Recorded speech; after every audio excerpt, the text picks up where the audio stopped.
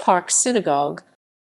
The Park Synagogue Anshe Beth Tefilo congregation is a Cleveland area conservative synagogue with campuses in Cleveland Heights and Pepper Pike. It is one of the oldest Jewish congregations in Ohio. Rabbi Joshua Skoff is in his 27th year as spiritual leader. Locations: Pepper Pike, 41 Dick 2838 and 81 Dick 298 W. Cleveland Heights, 41 Dick 3058 and 81 Dick 3342 W. History. The Park Synagogue has its origins in two Orthodox Jewish congregations, Anshe and Beth Tefilo congregations. Anshe was founded in 1869 by Polish Jews who lived originally in downtown Cleveland. By 1888, disagreements among congregants over the synagogue's direction led some members to leave and form a Reform congregation. In 1903, the remaining members built a new synagogue at Woodland and 55th Street.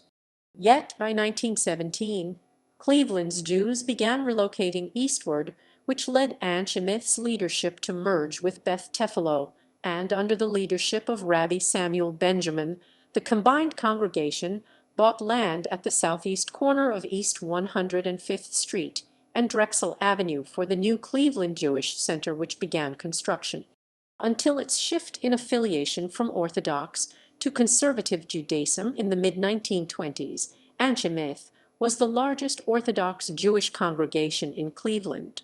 Upon completion in 1922, with its extensive facilities, the edifice was named the Cleveland Jewish Center, and the synagogue quickly became a focal point of Jewish life in Cleveland, particularly in the Glenville neighborhood.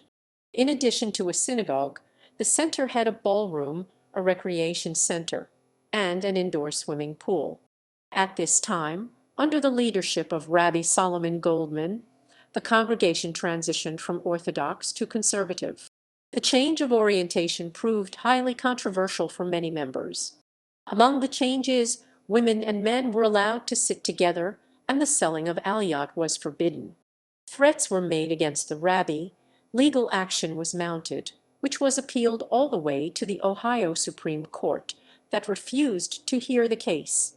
The rabbi who championed the changes, Rabbi Goldman, left the Cleveland Jewish Center in 1929 to assume another pulpit, that of the Anshe Synagogue in Lakeview, Illinois, where he established himself as a well-respected leader.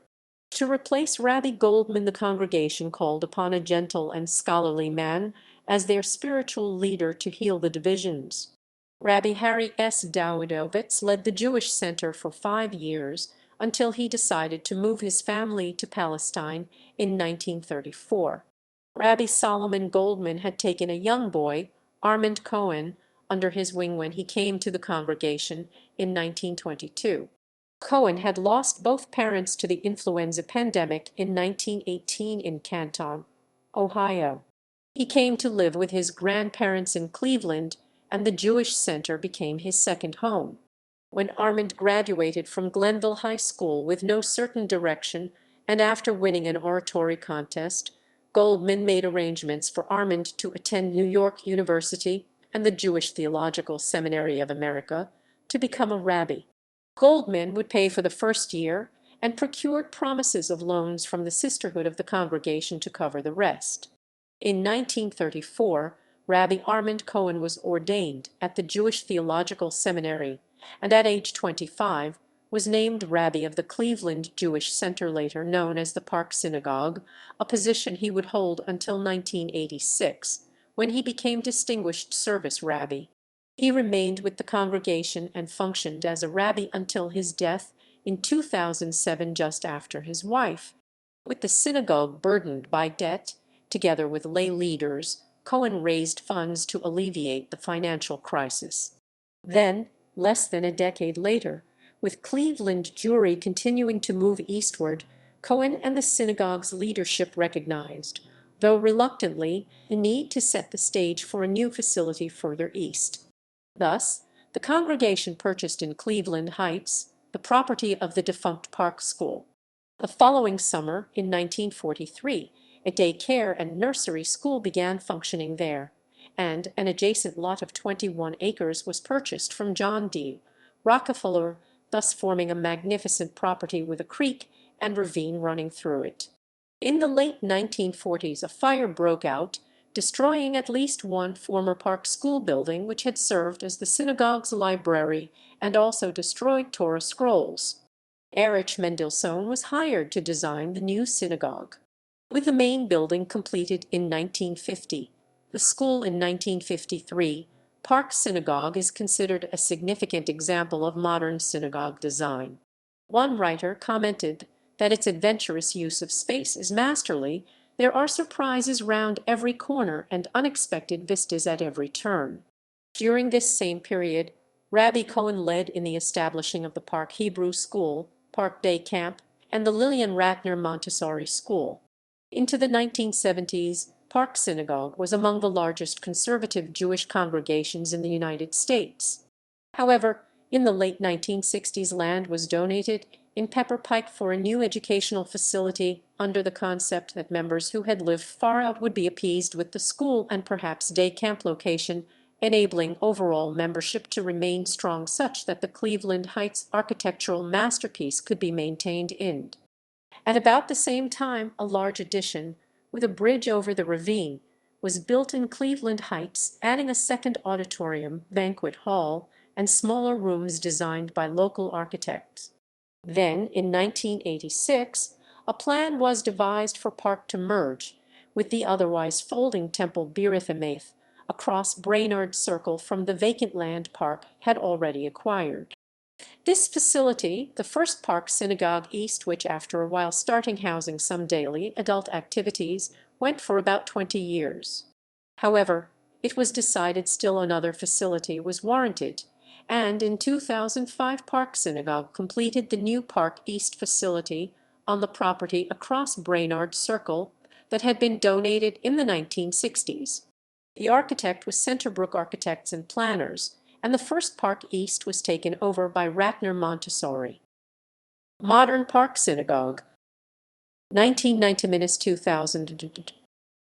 Rabbi Skoff joined Park Synagogue in 1990 and was subsequently elected senior rabbi. He in 1996 was granted life tenure by the congregation.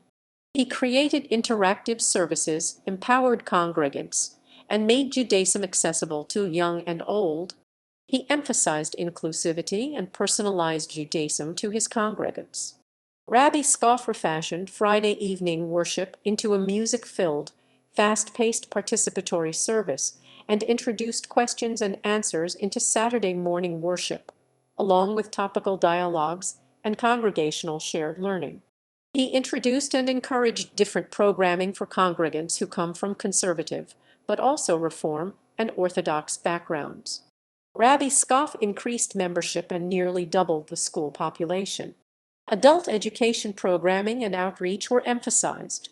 New affiliate groups for every age group were created. In 1993–96, Park's Endowment Fund was established, providing support for synagogue programs. 2001–2010.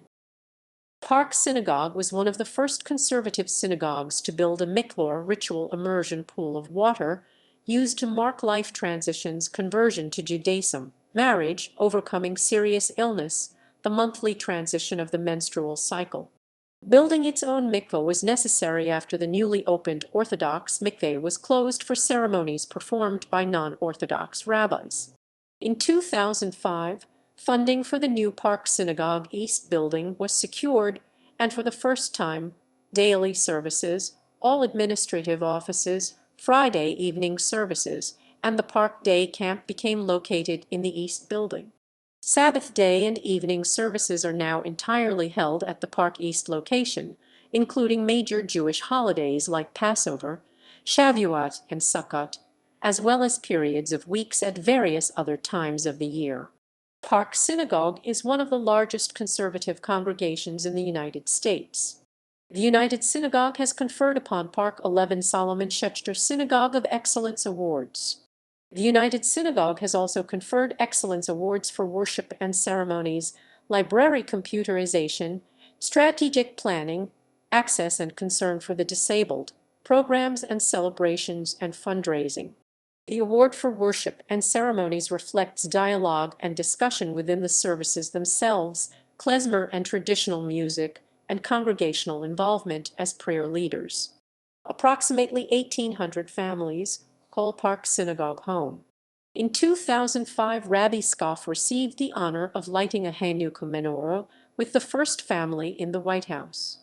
Rabbi Skoff spoke words marking the occasion, recited a blessing, and lit the menorah as the President and First Lady Laura Bush watched and participated. For this special occasion, Park Synagogue supplied a menorah retrieved from the Nazis after World War II that resides in the synagogue's art collection.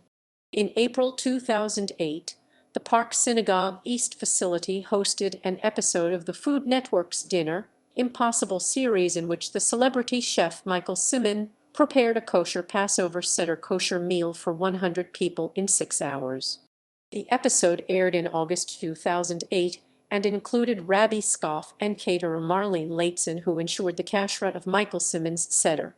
In 2008, Rabbi Skoff was honored with the newly endowed Leighton Rosenthal Chair in Rabbinics. 2011 present. In 2010, the newly opened National Museum of American Jewish History in Philadelphia chose Park Synagogue as a featured synagogue, one of only a dozen congregations chosen to depict and illustrate Jewish life in America. Dr. Ruth Westhamer, sex therapist, talk show host, author, professor, Holocaust survivor, and former Haganah sniper, visited the Park Synagogue in 2015.